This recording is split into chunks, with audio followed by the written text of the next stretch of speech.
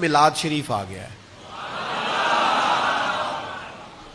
میری آپ سے گزارش ہے ضرور گھر گھر محفل کرائیں، لیکن محفل کو نہ کسی صورت بھی کمرشل نہ بنائیں.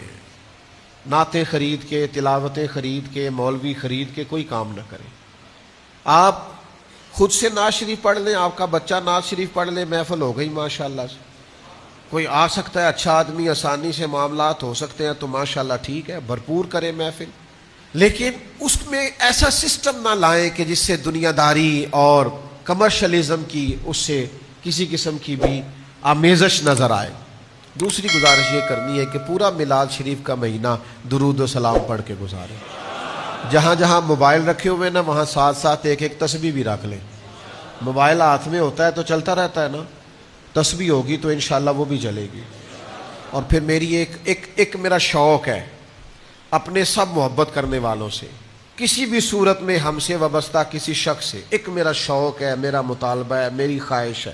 مجھے امید ہے کہ آپ وہ میری خواہش ضرور پوری کریں گے. میرا دل کرتا ہے آپ سارے ایک ایک نعت یاد کر لیں حضور کی صلی اللہ تعالی کر لیں گے. سور میری بھی کوئی نہیں، لیکن نعتیں مجھے بڑی آتی ہیں اللہ کے فضل سے.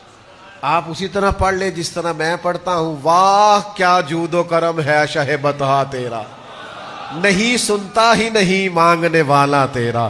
میں تو مالک ہی کہوں گا کیونکہ ہو مالک کے حبیب، یعنی محبوب و محب میں نہیں میرا تیرا. تو میرا خیال ہے کہ اس طرح کلام پڑھنا کوئی مشکل تو نہیں. تو سارا دن آپ یکم ربیع الاول سے لے کر 30 تک سارا دن پڑھیں نا گھر میں نعت آپ پڑھیں، انشاءاللہ بچوں کو بھی یاد ہو جائے گی. اس لیے پیار سے کہہ رہا ہوں کر لیں گے انشاءاللہ تعالیٰ یاد، یہ ضرور کریں. اور جو بھی پورے میلاد میں دینی کام کرنا ہے پورے ذوق سے، پورے شوق سے، اس کو عبادت جان کے، نفلی عبادت جان کے آپ نے وہ سارے کام کرنے ہیں.